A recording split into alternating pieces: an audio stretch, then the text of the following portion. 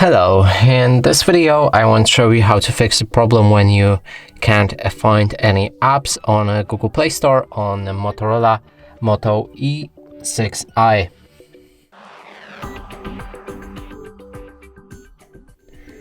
And to do this, we'll need to launch our Google Play Store, and in the top search, locate any games like Call of Duty.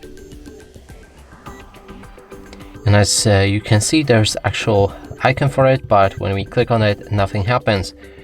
And to fix this, go back, click on your profile picture, go for the settings, enter family, then parental controls.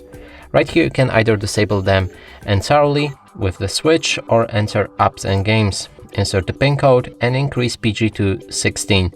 Make sure to save the settings afterwards and go back for the search. As you can see, we can now click on the install button to get and download this game. And that's it for this video. Hope you like it. Please consider subscribing to our channel, leave a like and a comment below.